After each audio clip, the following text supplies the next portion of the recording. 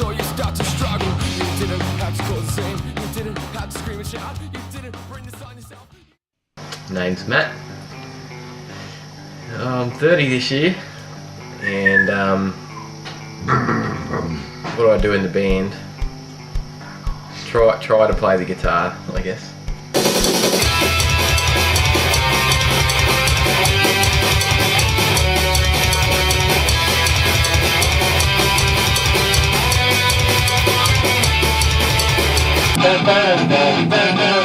Do that bit double, the second half of it. Oh! I'm trying to clean up. Oh, he's trying to help by spilling beer on the floor. That doesn't make sense, Matty. You've had too many. Film it. Shut up. Matty the mess maker, we're out. How's it? Dan. 27. And I play bass. Calm in.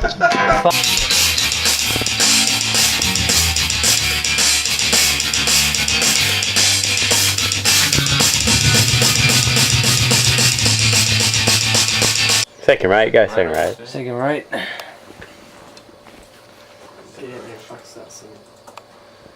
Hurry up. Let's go on the screen there. You and me, who are we going to? Time is money, Chris. Time is money. I don't know, it was, at the time I think it was just a few mates that enjoyed music and came from totally different genres and just decided to form a band, I guess. Like, me and Dan didn't even know how to play an instrument. Like, we learned off people that didn't know how to play instruments, and yeah, I don't know, it was just for fun, I guess. Like, since our early high school days we listened to music and then just decided to play music, I suppose. So met some other people that wanted to play music and just went from there, and in the end we met good mates out of it, I suppose. So yeah, lots of good friends. So. When we were kids, we went to a party, and Speak up. all night it was just shit music, just shit. And at the end I thought, fuck this, like, been complaining about this shit music all night. Let's just play our own music that we like.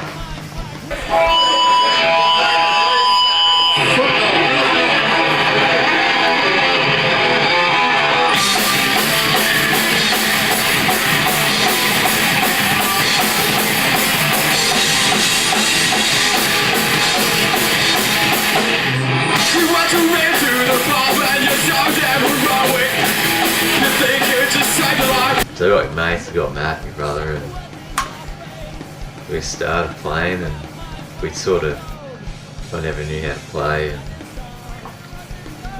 sort of got a few tabs off in and out of bands that we liked, and started that way, and sort of taught ourselves how to play off tabs, and started writing our own music, and that's sort of how it started for me. What was the consensus of this Matt guy that you speak of when you first started playing? Well, Matt said, I'm not going to fucking do it if you don't get a good singer. No, I did. That's a true statement. Like, because I didn't have a guitar or anything, so Yeah. so And I didn't actually know how to play music, and I still don't. Like, to be honest, I never had any lessons on bass or anything. I just So Matt was sort of like, I'm going to play bass, so we need a bass player. But he wanted to play the cool thing, which was the guitar, and he sort of shafted me onto the uncool one, which is the bass, because no one wants to play bass. So I got a bit shafted on that, and I sort of had to taught myself how to play it.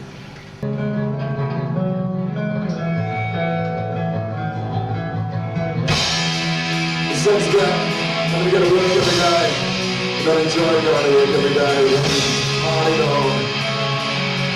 It's just got circle bit.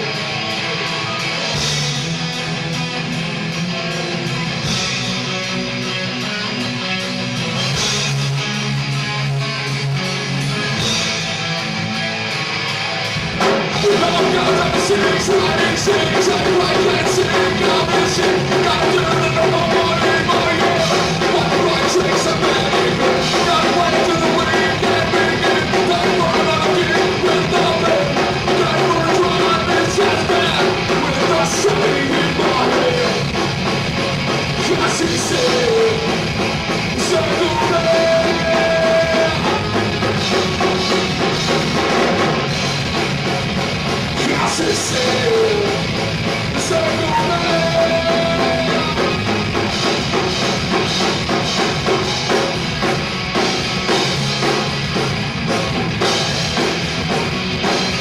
we first started playing, Stewie was our drummer, and Stewie was a good drummer, but we had issues with him not showing up to practice and stuff like that. And eventually, Stewie had a car accident and broke his back, and obviously couldn't play drums anymore. So I actually know how it was. Cameron was the link to you, wasn't it? Yeah, Cameron knew Chris, and we went out for a jam, and went from there. Went out and jammed. Chris was a good drummer, and rest is history. Cameron met Chris and he told him we needed a drummer and whatever, and Chris tried out. I'm like, oh fuck yeah, this cat can play pretty good. He tuned his drums, and Stewie didn't tune his drums or nothing, like he just banged on them and that. Usually he had a time. Like honestly, like we played the same. We tried to play that bloody Collins, yeah, and couldn't get it. But it was still fun trying to play it. But it was even more fun when Chris could play a song from start to finish.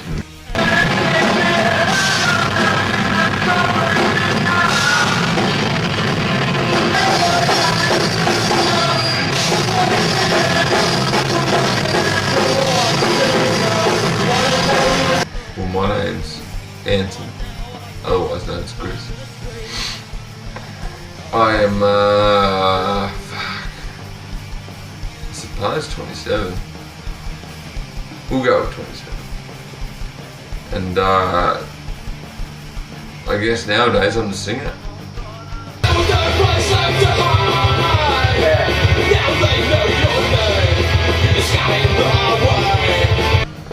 We thought the band was pretty much fucked because Stewie fucked his back in a car crash, and here we were just jamming around like with no drummer or nothing, and Riz wasn't showing much interest, and along come Chris and Trying to find a drummer. he put the spark back into the fun of it for us, I guess, for me. Made playing fun again. Somehow I knew Cameron, which is the original singer, and he met me, ran into me in the pub, explained to me how they ran out of a drummer. He knew of me somehow. Still to this day, do not remember any time playing with him, but he knew about me somehow, said that we had played together, no memory of it. But he just went, hey, you want to join punk band? I said, I don't have any idea how to play. He just said, you'll be right, join. So that was how we did it. I was like, shit, Chris is a good drummer, but I was a bit nervous because like he listened to Tool and stuff like that, and we were playing, whatever our version of music was, and it was different. Like it didn't fit at first, but like the more we played together, we just started to gel. It was good.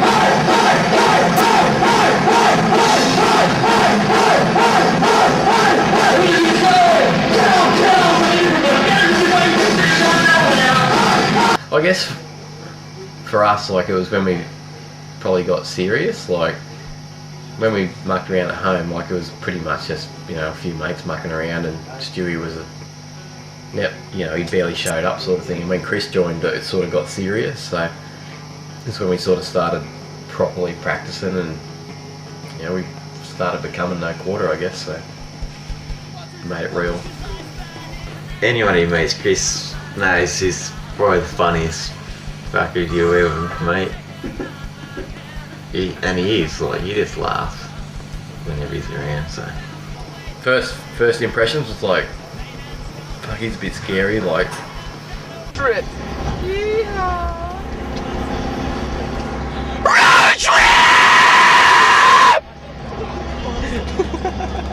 When we first met, it was a bit daunting, but getting to know Chris, like, he's got a contagious personality, and it made the band, I reckon. Like, hi, this is a road trip. We're drinking. That's Dan. That's Micka. Well, we call him Fuckface. There's Wee Man, and we don't even know that cunt's name. We just picked him up. This is our road trip. There's pretty flora and fauna. I love it. I love flora and fauna. Faggots. Ram that cunt. You gone, buddy? It was different. It was kind of comfortable in a sense because they came to my house, and I used to play. I was used to playing in the shed because it was my shed, and I was used to playing drums, whether it was by myself or with other people.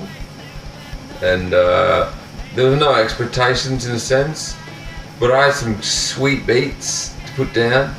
I actually had some shit that I could play really, really well.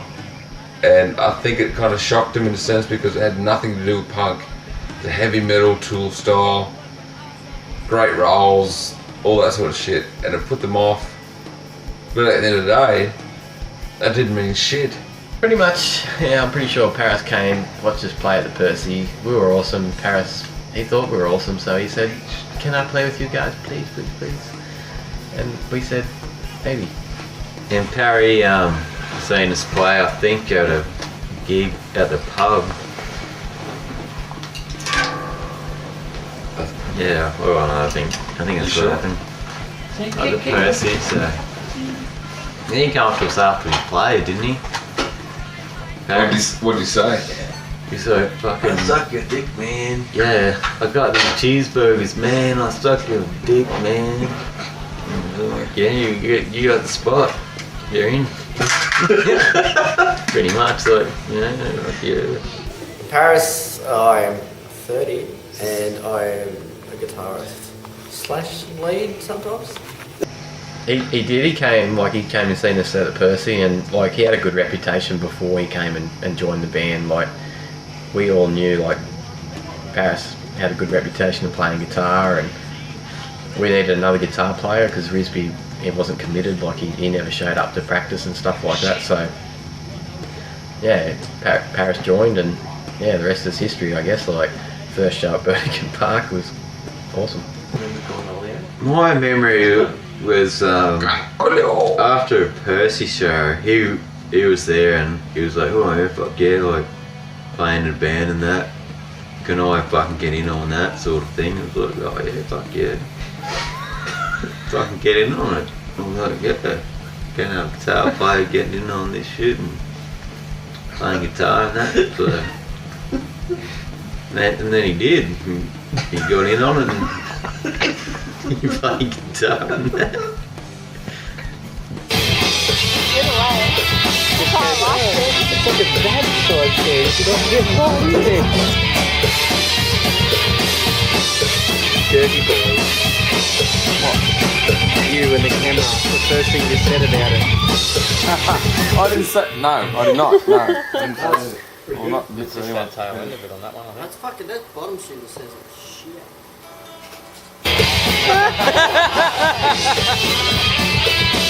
I was just out on the piss one night at the pub and saw, I think it was actually no quarter playing at the time, I think. And the singer was like, oh, we need a guitarist, blah blah blah, you want to come and join? I'm like, yeah, I'm a guitarist, so yeah man, I'll come and join in a piss moment. And And actually he goes, oh, he gave me a demo set of a couple of songs, he goes, learn these and come out and play a gig with us and that, like a bit of practice, and so there you go. And I actually went home and tried to learn them a little bit and thought, well fuck, this is going to follow through, and that's how it worked. I went out and practiced and stuck with it. It was good. It was good. I think it was good that Paris joined. Like, Paris came along and he brought with him his own group of friends and music enthusiasts. Like he had a heap of friends that loved music and stuff like that, and they all started coming to our shows and become fans. And I guess, like, Paris sort of, he pushed us on a more heavier sort of direction, I guess. Like, Harry, he played guitar and that, and he's got lots of hair. I was just about to say that, he's got lots of He hair. does. But he fucking plays solos pretty good. That was your first thought of him, he plays solos pretty good. Yeah, he does. And he's got lots of He hair. really does. And he plays sort of metal-y guitar stuff really well. Alright. He likes Metallica. But I think Paris was a needed, he was a necessity for that band. I thought they were all straight up guys, they were pretty good, they were just down the line, like, there was no bullshit about them and that, but we all got along pretty well. Sure, you know, in the band everyone has their own differences and stuff like that, but it was all pretty good. If he sucked a dick, then we were like, oh, Paris, you sort of expect that.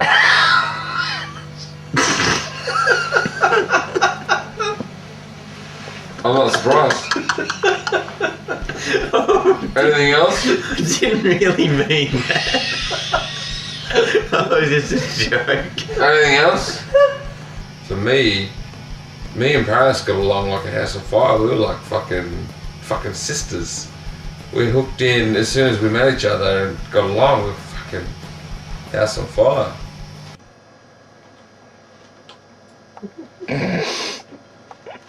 You gotta leave it on there. The bands normally go insane in the studio for... Oh, there.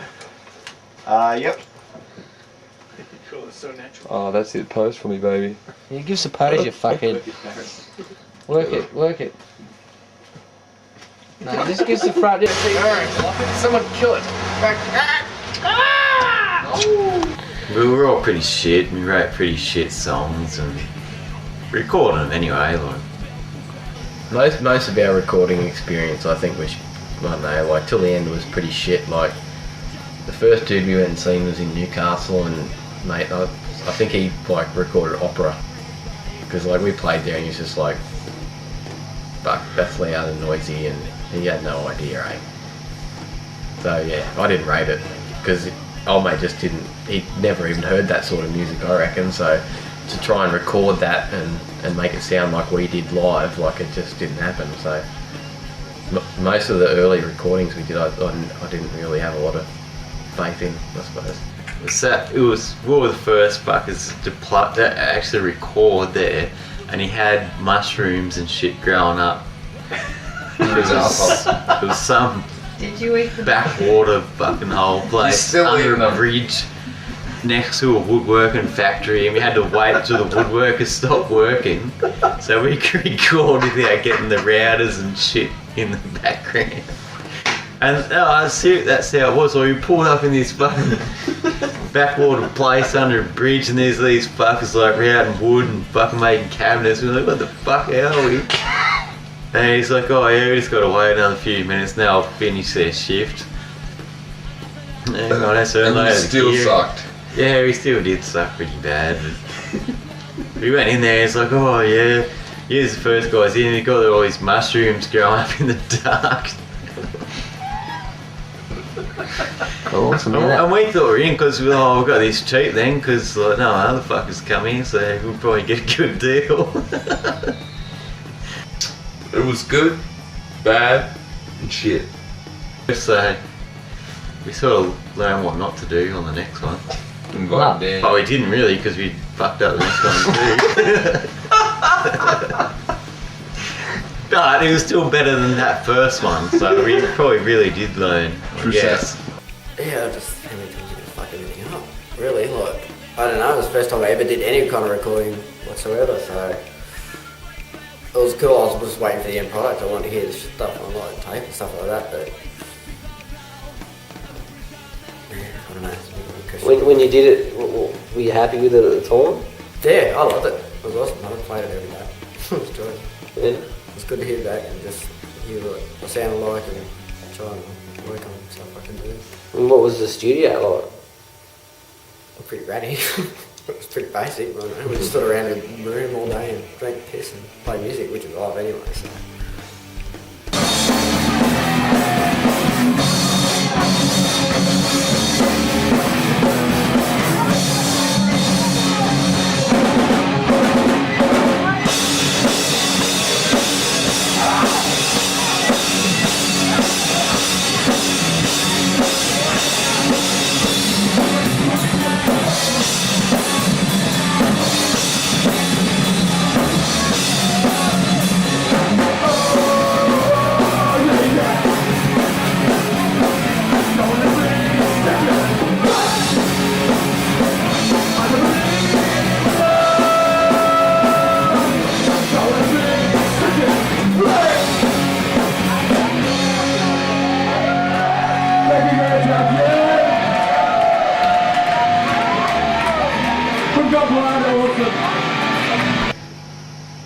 From the start to the end of when Cameron was in the band, like we sort of started going separate ways. Like I felt that Cameron had started writing songs on a different sort of tangent than what I felt the band should go, and I guess it was, for me, it was a good and a bad thing because I really liked Cameron as a person and his talents, but I kind of felt that some of the songs that we were writing weren't what I wanted to write, I guess, and it's not a personal thing, it was just a more, you know, he likes this music, I like that music, and it sort of went from there, I guess. So Cameron left, it was pretty gay, like, we all loved Cameron, like, he was a fucking man.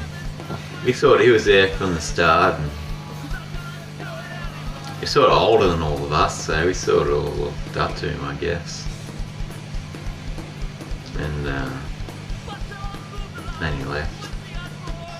I knew it was coming, and I wasn't shocked, I wasn't upset, I wasn't, because the way he presented it was,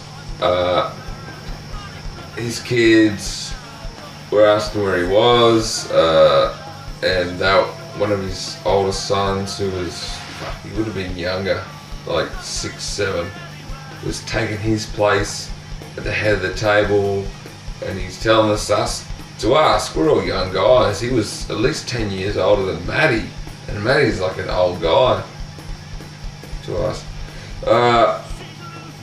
So he was well above our age, and what he was doing was helping us and working with us, and he enjoyed it. But at the end of the day, he had 2 kids at home, a wife, and he was going to school and studying and still doing a job and still trying to find it. And at one point he said, can't do this anymore. No, I accepted it straight up. I thought it was just a bit of regression, really. I thought it was sort of bound to happen anyway.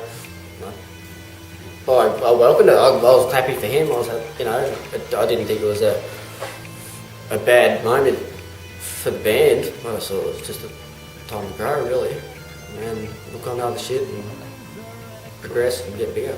Because he had his, happy for him to go because he had his family, he had his stuff. needs and he had to do that, and he was a great, like I said, he got me in the band. He was good for music. Like, he knew a shitload of knowledge for the band, for the music, but he had his time to go, and it felt right for him to go anyway. When he did, like, we progressed on to something else, and I thought it was just a good time anyway.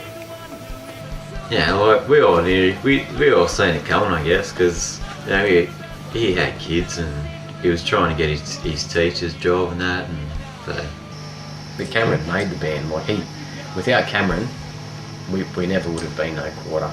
Like, it's easy to find like a guitarist or two and a bass player and someone who can play drums, but someone who can sing and write songs and bring it all together. Cameron was that person for us. So yeah, without him we would have never got anywhere. So.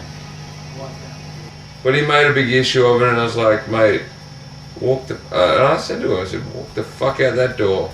Don't turn around. we'll be right. And I remember this quite specifically when he rocked up to my place after he quit. He rocked up and said, "Oh, if you don't find a singer in the next week or two, your band's fucked." At that point, we didn't know where we were going to go, and Chris knew a friend from TAFE, and we had a bit of a jam, and this guy showed up with a long blue fringe, and we were just like, oh, righto, we'll see how this goes. And I started and I met him. It was auditioning as a singer, and I thought he sucked balls because Cameron was there like trying to out-sing him, and he did. Like, Cameron was a pretty good singer, and obviously Micka didn't sing in any other band or whatever, and was hungover as fuck. Like, I was like, does this dude actually want to be here?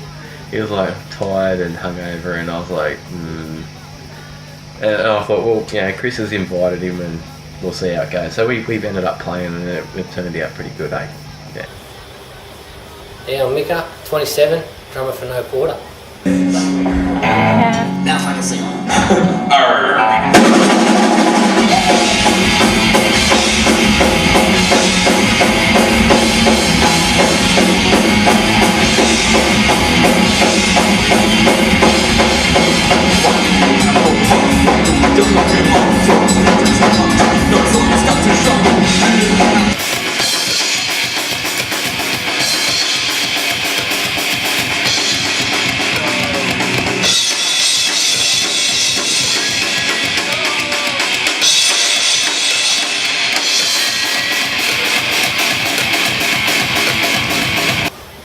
It's funny, I hadn't spoken to Chris for probably 6 months, hadn't seen him for even longer, and I was having a party at my joint. Parents were going away, and I was just ringing a heap of people. I rang him out of the blue and started talking about music, and he was saying that he's in a band since I'd seen him last, and they're about to be looking for a singer or a drummer, and I said, yeah, let's go. So I went up there. I don't think I was actually hungover. I think I was still drunk from a night out before. I turned up, started trying to sing. Their old singer was still there, and he kept coming in and singing over top of me, and it was pretty intimidating and whatnot. So I was itching to get behind the drum kit, where I knew I'd do a lot better. Got to relax a lot more and just sort of do that, and yeah, it just clicked after that. Away we went. We tried singing, and he could drum at the same time, so we tried drumming, and I guess we gelled, eh? Like, as soon as Micka got on the drums, I reckon for me, like, I was just like, yep, like, he's a punk drummer, and it just, for us, like, well, for me and Dan, like, it felt easy to play to that, like, for our songs, like, they seemed to just, all the music matched with that punk drumming, I guess. So yeah, for us it was a big change in the band, and for the first time, like, Micka started playing drums, and the music gelled with the drums, and Chris started singing, and it just, yeah. And Micka got on the drums, and when you got on those drums, you're just like, oh fuck yeah. Chris started singing, and it just all come together, and Cameron just like, What's with that dude's hair? Every motherfucker said that. That conversation, one phone call, which I still talk about to this day to people. It was meant to happen. That phone call was meant to happen because myself and Micka hadn't talked, not for any reason, but the fact that we hadn't just crossed paths or anything. And that one phone call just to let me know that there was a house party going on. It's just like a curtain. Half drawn. Always creeping on someone. Always thinking, they can't see me, I'm behind the curtain. But despite his hair, what did you think of him? No, he's a pretty cool dude. Little whippet. Fucking bang like a fucking motherfucker too. can smash those drums. That phone call was a sign saying, you know, what are you up to? Come around, having a party. And I said, well, what are you doing these days? And he was like, oh, I'm just playing drums, shit. I'm looking for a regional punk band. And no one just says that off the bat. It's not like you just walk around going, oh, I'm looking for a regional punk band. Wait. That's not normal. I don't think I changed too much with what was already going on. Like, I remember walking in at the first tryout and thinking, wow, you know, this is a real deal. Look at these guys, they already jammed when I got there. And I didn't want to change too much. What they had got going on was pretty good. I just maybe made them faster, I think. In hindsight, I was always into real fast punk rock, and Chris being a rock drummer before me, a lot of their stuff I could see was just screaming out to be played quicker. So once we sort of gelled jamming, I just sort of started to speed things up, and that's when we really started to come into our own, I think. I think everything changed, and for the better. I think we got more intricate with our stuff. Like we got comfortable with each other, and we sort of all our fucking music sort of joined together. Like all our ideas sort of come into one, and our songs got better. It's more, what can I say? We just had a better understanding of it all. This one's called Micka Joining.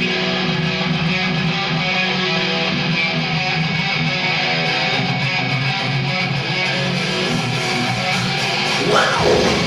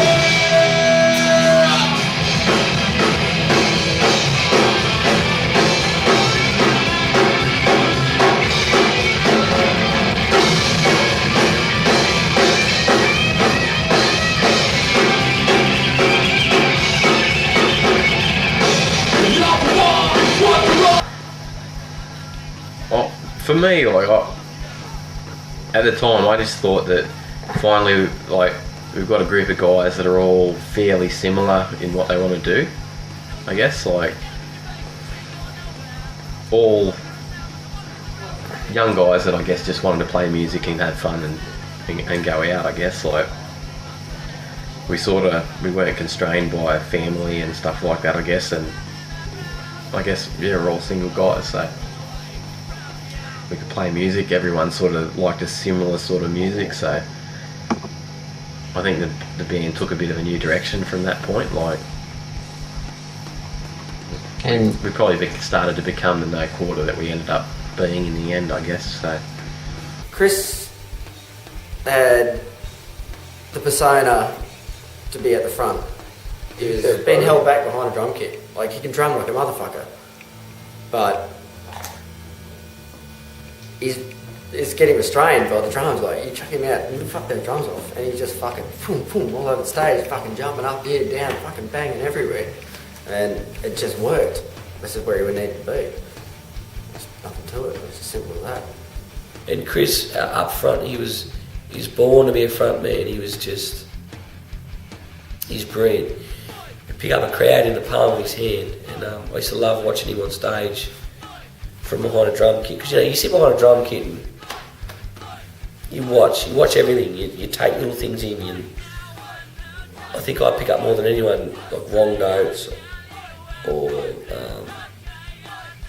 wrong words, or just I notice a lot more.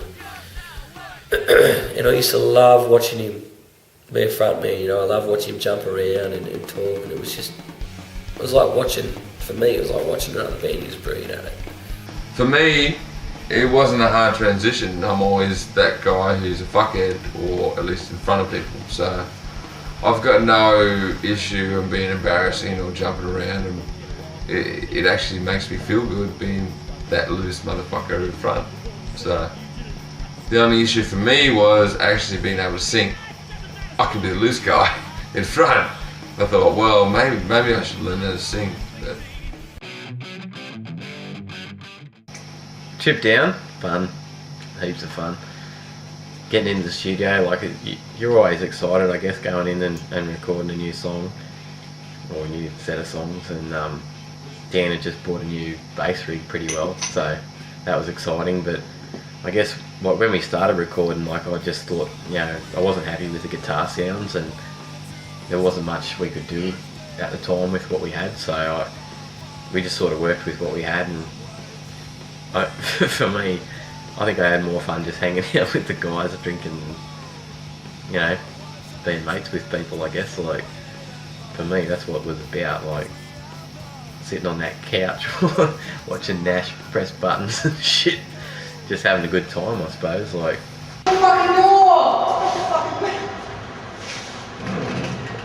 Fucking A. Tack. Fat hot rod.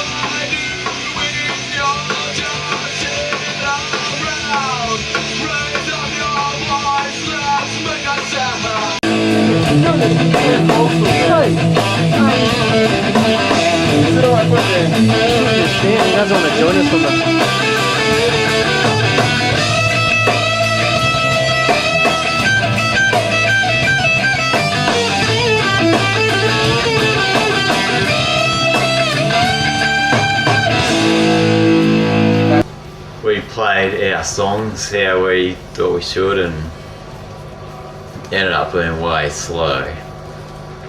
For me, it did anyway. Like, more into Gleb's studio, and it was great fun. We had a fucking ball, absolute ball with a bolo, one step to the right, walk in. But at the end of the day, I was not impressed. I was devastated by it, because we spent, I mean, at the end of the day, we only spent 4 to 5 days doing it, but I was not. It was not an album that I could turn around and go, hey, I'm impressed. I'll hand that to you and go, yeah, that's us. It was an album that I just went, never happened. Like, at the time, it was great. I loved going there, like, first time recording, so what is, like, sort of more of a learning curve. And listening and, like, the production of all your songs and stuff like that. Like, if I go back, I could probably change it all, just the whole mix of it, things like that. Like, it was good stuff that we did, with songs we recorded. Recording no more. It was just a party, eh? Like, we went to Sydney and we recorded in 2 days and mixed in 2 days. And we stayed down there at Chris's brother's house, and the studio was right next door to a bottle shop and a backpackers hostel, so it was just a party, you know. Me and Dan laid our tracks down on the first day, and it was just drink town, you know. We just enjoyed, you know, being in a band and making our first CD. It was really cool. It was fun. I loved it. Yeah. It is good fun. We were just there playing music and getting drunk and bucking around and yeah.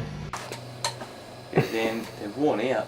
Your shoelaces No, like they've been chewed they're by a worn dog. in, not worn out. They're worn in. No, man, they're pretty shabby looking. Yeah. See, those shoelaces. Even your rhythm section brother is saying they're they're shabby. shabby? Yeah, they look If If I shabby. change the laces, they look alright, but No, I don't know. they They need a wash. We get some new ones like me. That's a colour Yeah, I you bought a can't brand get a new. haircut like that and not match your shoes to your Yeah. haircut, right? What? No. They look shabby. You got to. Well, look, give them a little flick, see if they got any life to them. What, flick like? Yeah, no, they're dead. Yeah, they so need replacing. That's only because I've had a few beers. That's why that's dead. No. You can't blame drinking on your shoes, alright? He's up to do a mission to the bin.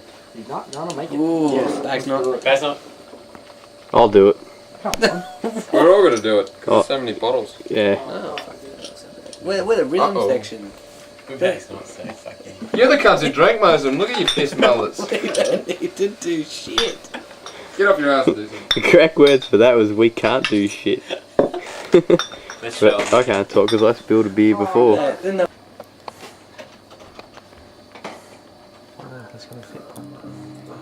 I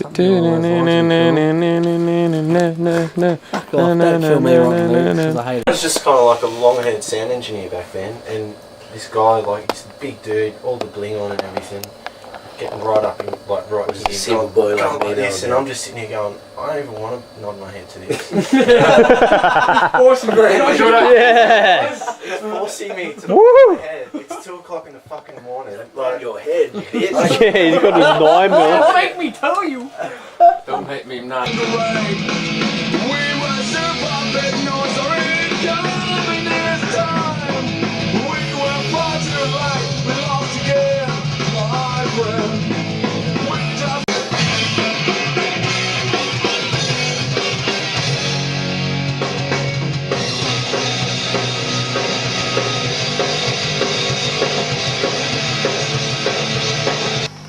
For me, like, there were songs that I, you know, like,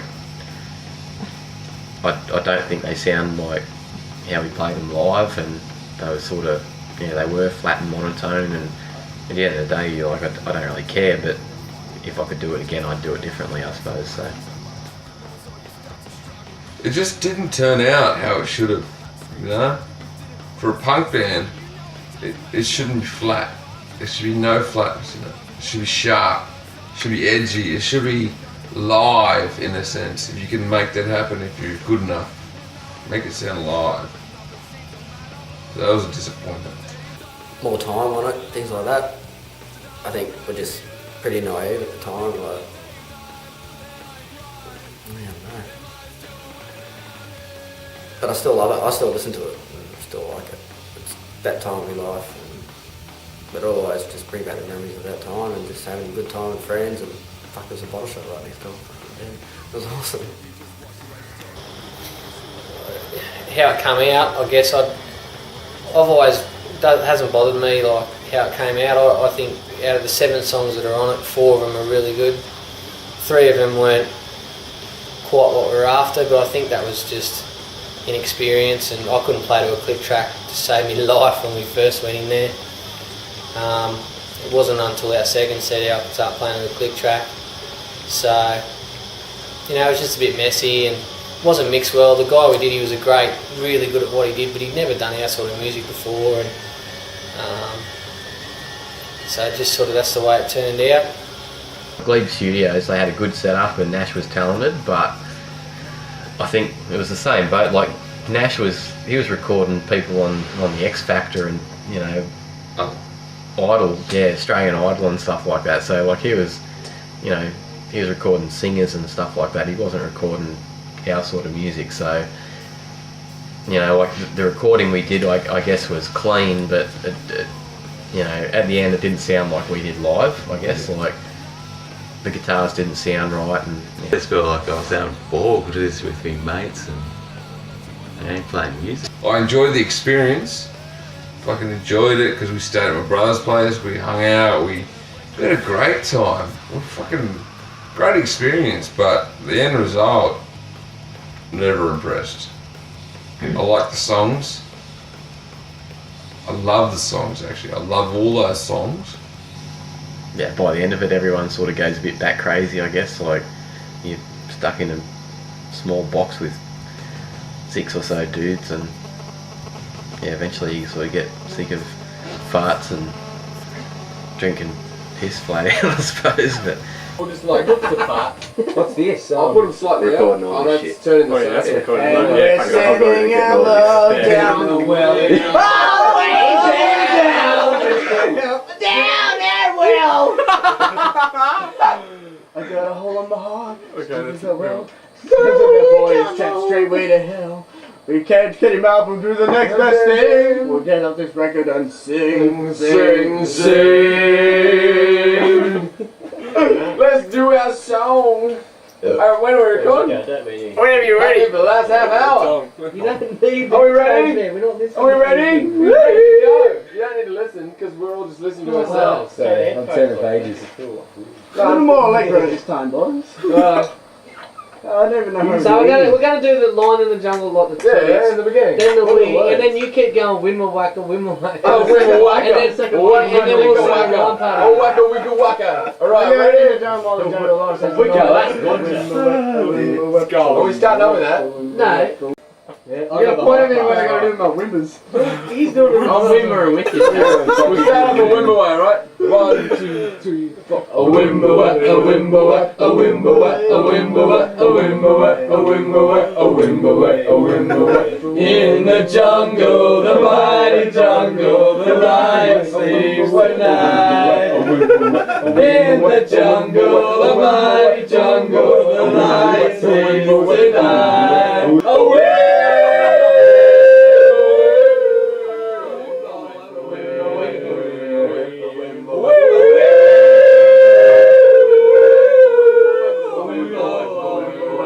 in the jungle, the mighty jungle, the lion sleeps tonight. In the jungle, the mighty jungle, the lion sleeps tonight.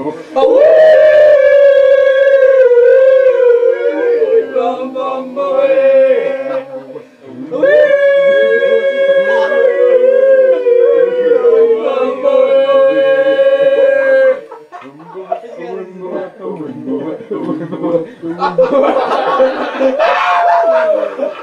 You call that shit? You can't have nothing. Play Jimmy. Damn. Play Jimmy Nash.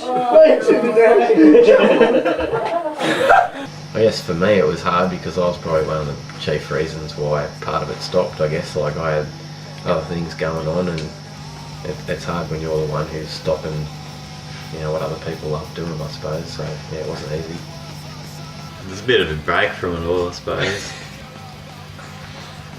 I was, to be honest, I was a bit over it. Like we were doing a fair bit then, like we're doing the same songs and same sort of routine and same.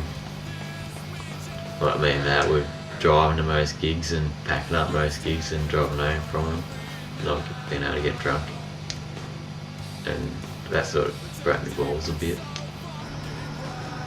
For me, it was a life change because I moved out of state.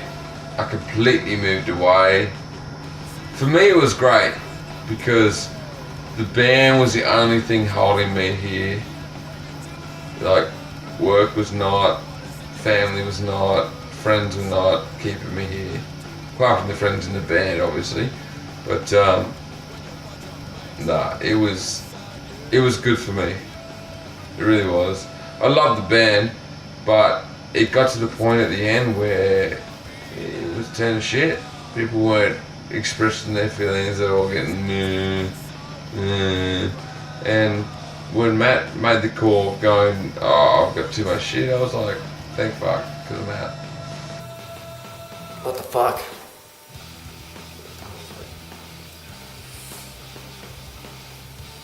I pretty much thought, oh fuck, this is it anyway. Like, I was pretty bummed out about it, wasn't too happy, I didn't like it at all. Like, the place I come from, it was pretty hard to fucking find a bunch of dudes who played the band and played the music that we love. We all get along and have a great time with, so I wasn't too happy, I didn't like it. The band stopping, like, I don't know, I guess I can understand why it happened, sort of. Chris had to move to Brisbane and he needed to get out of Singleton for his own reasons, and you know, you see Chris now compared to then, and he's a much happier guy, and you know, I can't hold that against him.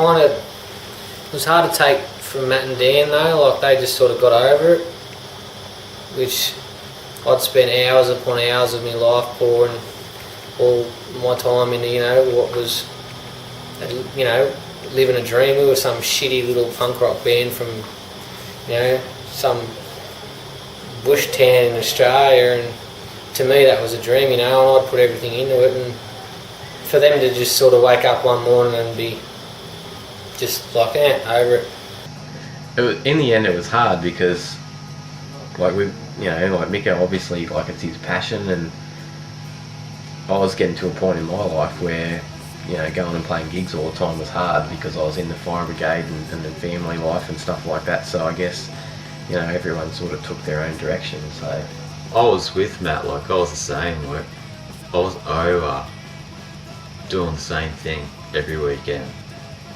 I was over fucking practicing Wednesday, Thursday the same songs. I was over playing Friday and Saturday nights, packing up after everyone else and driving everyone else home, and then having to work the next day. I was overdoing that. I never felt that, well, thinking back now, I never felt that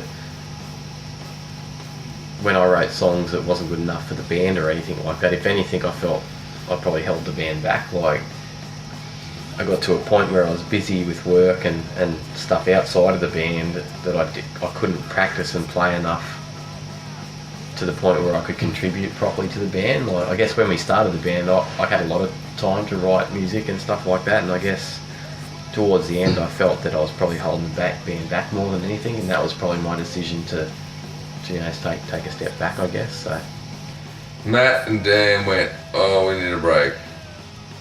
And when Matt says I need a break, that means see ya. So for me, that was my opportunity to go, well, I've been holding on to something that's not going to go to work. It's not going to work. I need to do what I need to do. Yeah, I didn't like it. I thought we'd get good, like we're getting to a peak. We're getting to a stage where, as I said before, we're getting known, we're getting accepted. It was, you know, sort of getting off, and then it was always been fizzled, like, oh, fuck. I said, all this for fucking nothing. Like, I knew that it wasn't going to carry on, but I was fucking pissed. I was glad that we had the fucking time we did. We fucking recorded these CDs and fucking songs, and I'll have them forever to listen to, and I loved it. But I was bummed at the spontaneity, just like, oh yep, that's it. I guess I wasn't so much angry. You know, people move on. They have their other interests their whole lives too. They had bikes and whatever else, and I was always into music. So I guess I wasn't so angry. It more just hurt that I kind of took it that all that meant nothing to them, the way that they could just turn their back on it so quickly. So I wasn't angry with them, and like, it didn't cause any dramas. You know,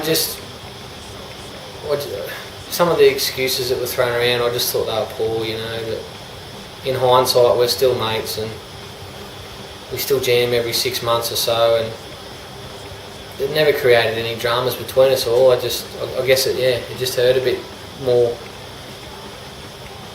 I guess, but in saying that, I guess it meant a lot more to me than it did, you know. And I'm not saying it always was that with them. I'm sure at some stage it meant a lot to them too. But by the end of it, it was still meaning a lot to me, and I was still putting the time and effort into writing songs and doing stuff. And kind of got to the point where I felt like I was the only one doing any of that. So, yeah.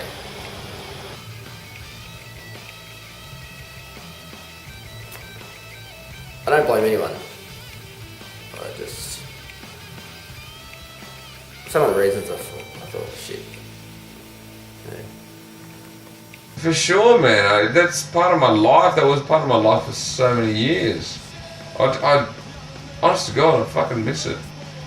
I miss the camaraderie. I like the fact that we go out, you can all fit in one van, you go out there and you fucking, you know, play our hearts out and we play, but yeah, I miss it, but, you know, like, everyone moves on. So. I still turn around and come back here and love it. Love hanging out with every individual and love singing and partying and like we never left.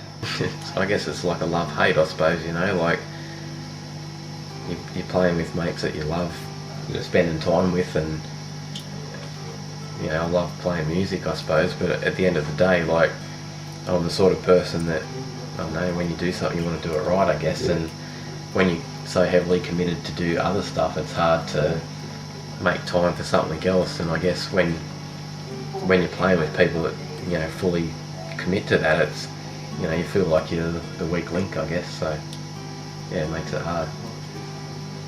You want to be honest with people and whatnot, so yeah. It seems now.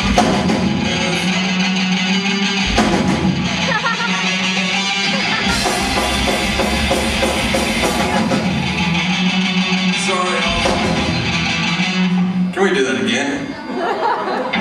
This is good, isn't it? It's professional. Sorry, I was thinking of another song I don't do. It seems now there's no chance you'll stop it one. No more, no holds barred. We've forgotten how to get. Yeah, it was last time I've been today. I don't care about no one but you and the money and more red. Never did not to drop. Being sad and lonely future. We can't control how wrong we are. Please me too. You stand from me now.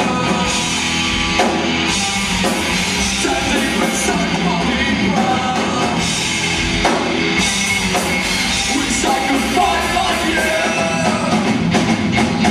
Seems like it's easy enough to know. Hoping on someone else's way. But yet when you do it I grow. Why does he don't try to prove something back to find you? When a bunch of lights are not beside you. You're alone. You stand in front of me now. Standing beside fucking ground. Wish I could fight like you.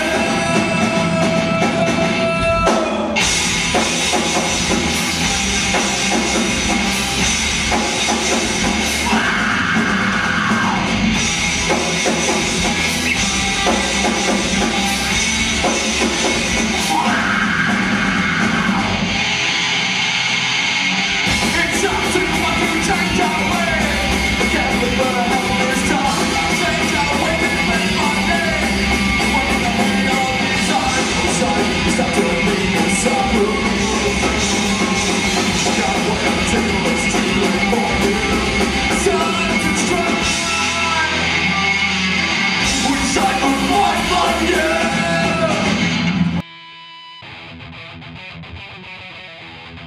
And so, RTN at Newcastle. The studio was POV compared. It was like super nasty compared to Glebe. The studio was pretty shit. It sucked balls. Cool. Why? Why the suck balls? What was wrong with it? Nah, it was alright. It was just pretty lame. Like, you could have done heaps more to it, I think. Sort of, it was decaying and rotting away. There's more edge. There's more creativity. Lodestar was a lot better, especially from doing the first one. Had a lot more experience and knew what we wanted, knew what sound. We had a better producer doing it, knew sort of like our sound. I know, I just went in with a lot more wiser and just a lot more ideas of what I wanted the outcome to be. And still had a lot more fun doing it as well. But it was a good learning curve. Lodestar was a weird experience. We hadn't played live for, I don't know, probably 2, nearly 3 years when we recorded Lodestar. We just, every now and then we were jamming and we just decided to record what we hadn't recorded. Mainly, it started out just being for us.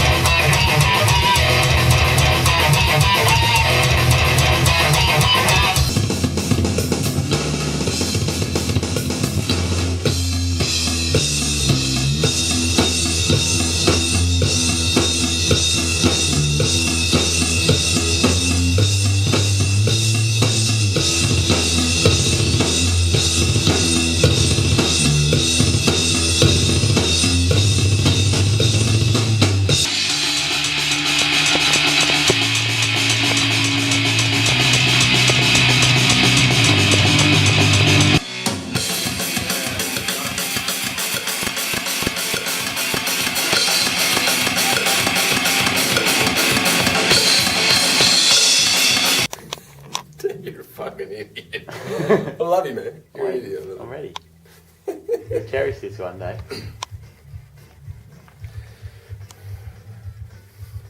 Although my wings are torn apart, an angel holds my weakened heart. She keeps me safe from falling.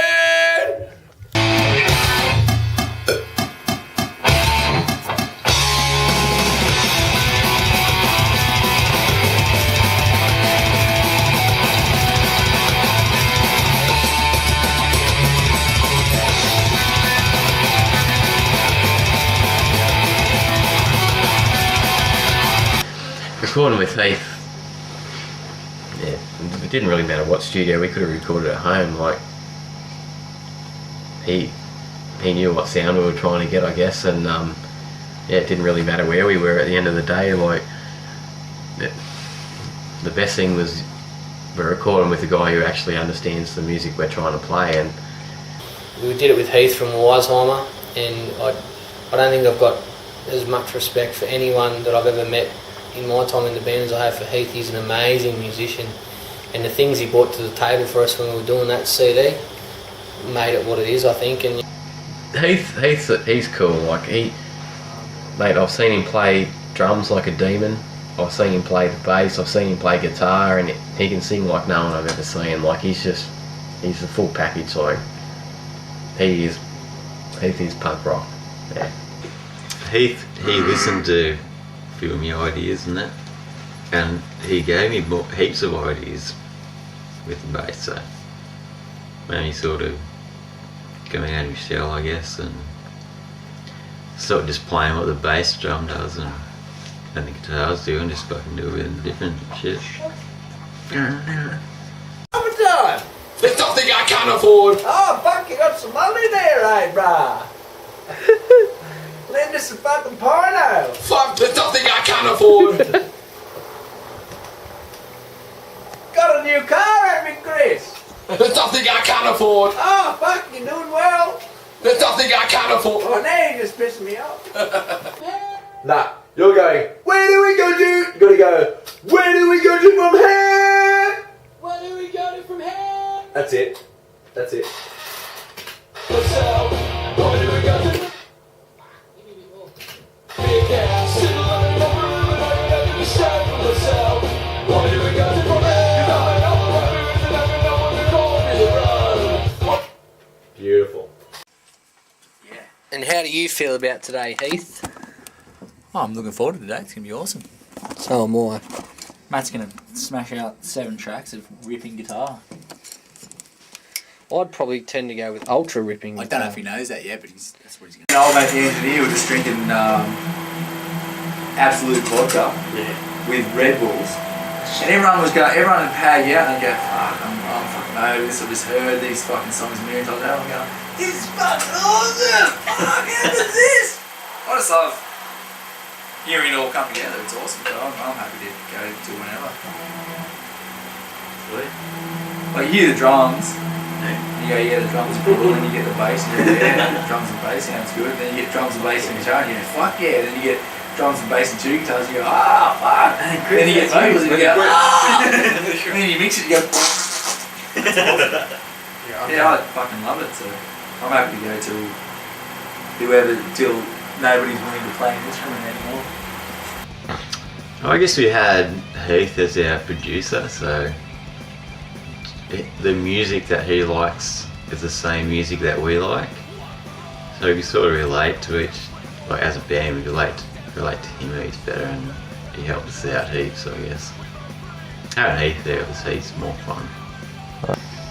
He made recording easy, and he improved our song with like.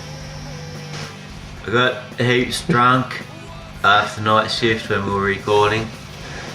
Fuck, I love a lot about the new CD. I love the new songs, I love the power, and I just, it's one of those CDs that I'm happy to hand it to people and go, yeah, this is us. We had better gear by that stage, and we'd written better songs. We had more in our songs. It took us. We spent a lot longer on it. Like we did it over the course of probably a year and a half. We recorded it, and then we mixed it over the course of probably 6 separate whole weekends at my house. Heath brought all his gear up to my joint, and by that stage, but we realised that we wanted to do cover art for it and sort of get it out there. And I'm stoked how it turned out. I hear it these days, and I'm just. Sometimes it comes on the iPod now, and I can't believe it's us. One thing I do remember from that is Micka walking around in that Islington kind of area with no shoes. So I'm thinking, and he's going to get some bad shit on his feet. And Chris was flying down from Brisbane every few weeks for a whole weekends, and we'd be in the studio from like Friday through Sunday, non-stop. And the studio was such a dive. It was just in the middle of like Islington, the red zone. And it was, but it was fun. It was so much fun. It was so much better than doing no more, You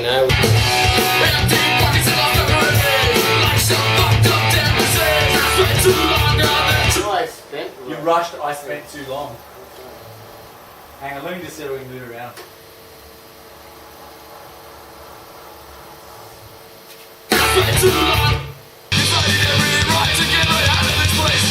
I like it. I really like it. You're fucking drunk on power. I really like it. When you hear this place, it's just one little bit that it's going nut. It's going like you'll be doing that kind of melody for fucking ages, and it's non-stop. And it's just one little bit that just goes. It just sounds like you're going a bit fucking nuts. That's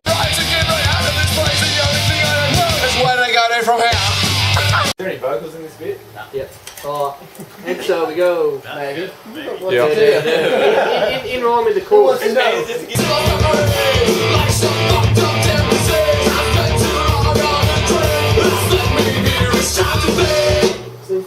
to the kids. So much harder than it looks, eh? Sounds easy. Maddie's loving it. And then into the chorus. Oh, did you get that? This is so much. Oh, I got it.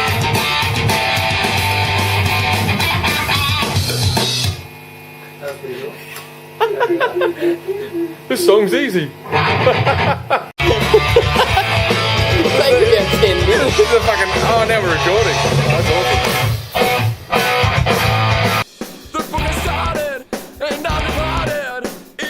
The whole highlight of the band was just the mates and just having a good time with mates. I couldn't really give a toss where we played or who we played to. Like, my best memories are, you know, probably playing at Rhino's house and, you know, just with all us guys having a good time after the show or whatever, after we've had a good show and just drinking and having fun. And Rhino's brothers and that were always there, and Kira was always there. And See you later.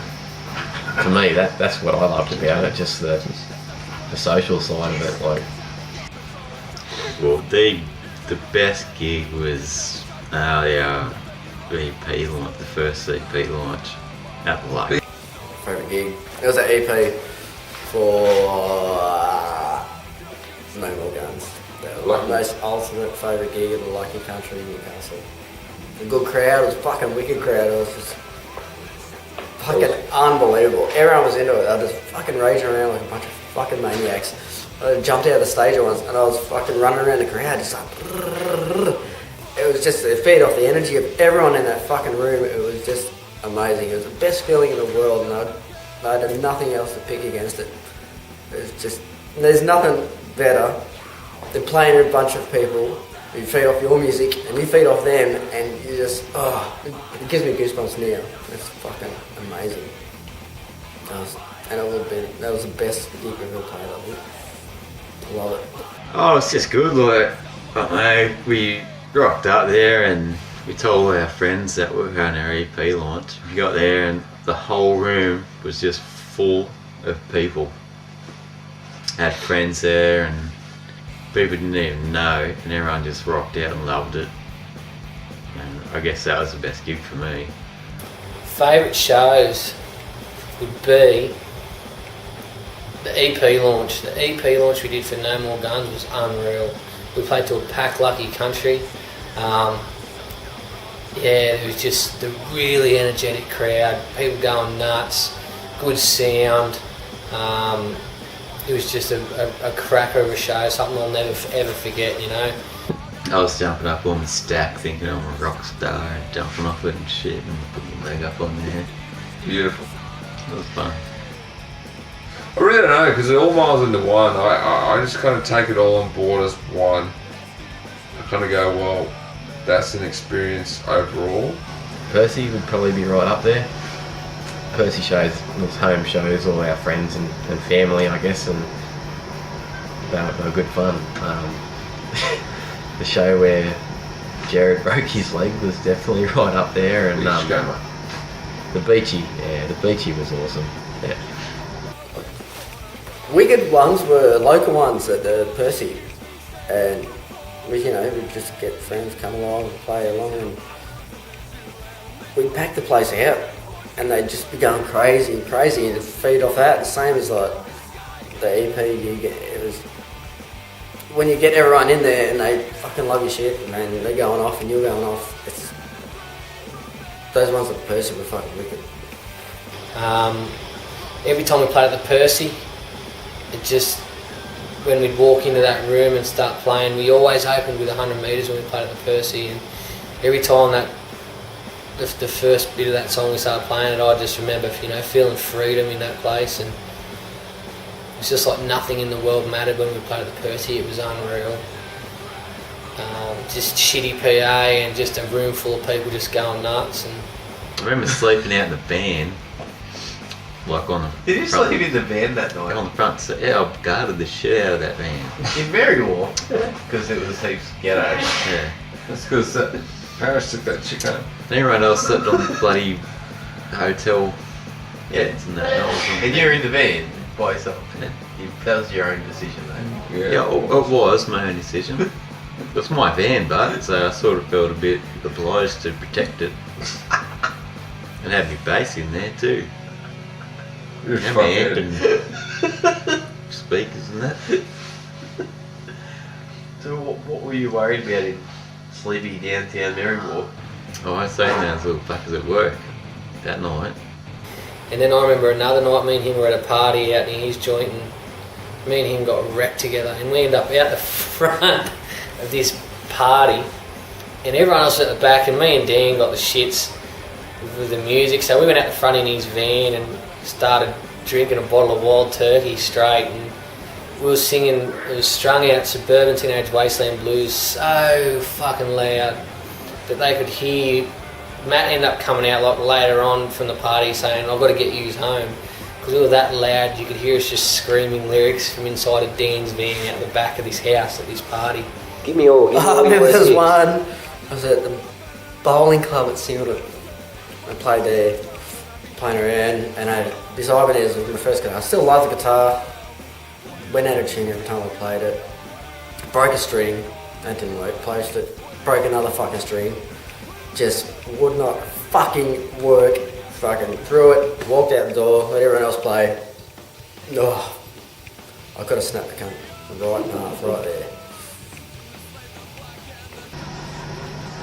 I never really rated the Cambridge that much after that first time where old mate dissed us. Like, I just thought, you know, you can suck a bag of dicks, mate. Like, he was a dickhead and he needs a haircut. Not that I can talk, I don't really have much hair. We had a fucking great time. Nothing, not a fucking thing could have made me have a bad outlook on our band. You know why? Because I looked at the positives and it was fucking amazing. Loved it. There was no bad point for me. Not a fucking... Any bad gig where we're standing there playing in front of 2 or 1 person or no one, I still made an effort. Still jumped around like a fuckhead. Still had fun. And at the end of it, if everyone fucked up and fucked up, I said, who cares? No one listened. Let's go to the next gig. Worst gig, we played at some pub down near Swansea, and it was a pretty rough neck of the woods, and there was a guy that used to follow us around a lot. He's one of our good fans, and he ended up in a blue. And then because we were the only people he knew, we actually ended up off stage sort of in a bit of a fight with the locals, and the crowd was crap, and yeah, it was a pretty dusty gig. I don't know, you don't really focus on those, eh? Like, I don't remember the bad shows. Like, yeah, we had shit shows where not many people came and listened and stuff, but as a band, we just went, fuck it, you know. We'll just drink and have fun and go home, you know, like that. I don't remember the bad shows, I guess. Like, Blacksmith was a bit of a punch-up show, and that was about it. So, yeah. That's probably the only worst gig I have. I don't really have any other bad gigs. To me, a gig's a gig, and you just get better gigs. You don't get bad gigs usually. So. My only bad memories is Paris not driving. That sucked. Paris used to be like, I'll drive tonight, and drink a heap of fucking piss, and then be that blind he couldn't even get in the car, and we'd like, I choose life, and don't want to die tonight. So we just drive home. Well, they had a Cougar promotion and a Jack Daniels promotion at the bar, and I thought I could win all the prizes if I drank more. And I think I did win all of them. But what happened when No Quarter went to play? Where were you? I was being sick in the toilet. and so I drank too How many much. prizes did you win at the end of the night? How many I prizes think I did won you them all. I think I won every prize, but I gave them to... How many prizes did you walk away with? Well... None. Yeah, well, I gave them someone to look after for me, but they lost them. Oh, they took them on me. I didn't have to play in front of a crowd. I remember plenty of gigs where we played to like 4 people and whatnot, and it didn't bother me.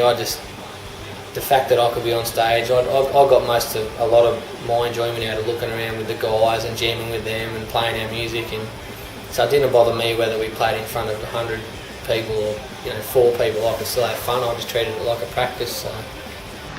as a joke, I said to someone in the crowd, "Oh yeah, this band's pretty good."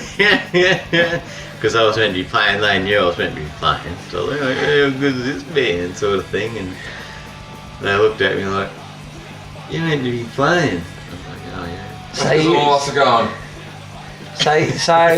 you were like moshing around watching us play instead of playing the bass. Yeah. Cool. Well, you don't get to do that very often. No, You you have your don't. own band and mosh around and in the crowd for it. So So I'd always like to do one more gig, although it's pretty much impossible now. Matt doesn't play his guitar much, and we'd have to jam a fair bit to be gig ready, I think, otherwise. Because I thought by the time we finished playing live, we were pretty tight. And I wouldn't want to wreck that now and go back and do a half-ass gig. But, you know, we jam every 6 months or so, and I'm happy with that. I'm glad with that. You know, we put a whole weekend aside and just start rocking out, so I don't know, maybe again down the track we'll do another CD like Lodestar. We'll just have a heap of songs and just do another studio CD. That'd be pretty cool, so see how we go with that. Band wise, I don't do anything. What we had was fucking awesome, but I don't. If we want to have the band again, like, it just has to be like old times pretty much, but it's never going to happen like that. Things happen, people go on, so. But fucking for what we had, I think we made a good time of it. We made fucking some good shit, good music, good friends. Future's a hard one, like, you know, Dan probably knows, like, I'm pretty busy at home and stuff like that, and family and whatnot, and yeah, I don't know where things are going to go. Like, I guess for me, I'm not too stressed about playing music and the band, but just more about keeping the same mates that I made in the band. That's what's important to me, I guess, at the end of the day. Yeah, because I just don't get time to play my guitar, and when I do have spare time at home, the first thing I think is not to go and pick up my guitar. I want to ride my bike or, you know, stuff like that. For me, that's how I see it, I suppose. I got work. I got family. If I play my bass, I'll play it just for you guys to come around and catch up with you guys. And that will make me happy, I guess. Whether we play a gig or whether we play fucking songs here, whether we fucking stand around and fucking do a Dutch oven on each other, it's about the band, mate. I'll come back for the band. No question asked. Yeah, I don't know, like, I'm not too worried about playing more shows. Like, for me, like, we sort of reached our pinnacle, and to go back now and play again would be hard. Like, it would take a fair bit of commitment from everyone and practice, and I wouldn't like to go and do that show and then have it go shit, and then, you know, that would be the last memory as the band. Like, when we stopped playing, like, we were sort of at our best, and for me that was, yeah, it was good memories, I suppose. So yeah, I don't. Anything you change? No. Any I'll make regrets? everyone better. I'd give everyone a bit more creativity and a bit more skill, but hey, what can you do? what can you do? We're all shit else.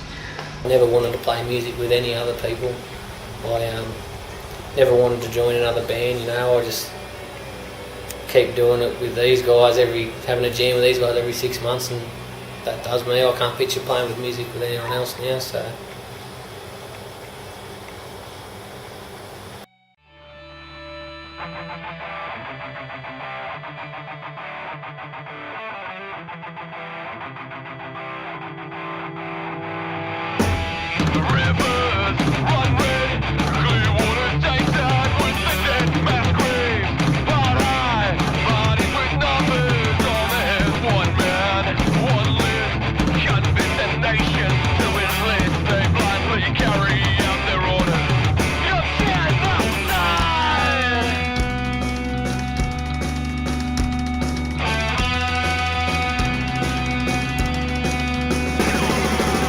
Take a turn, put a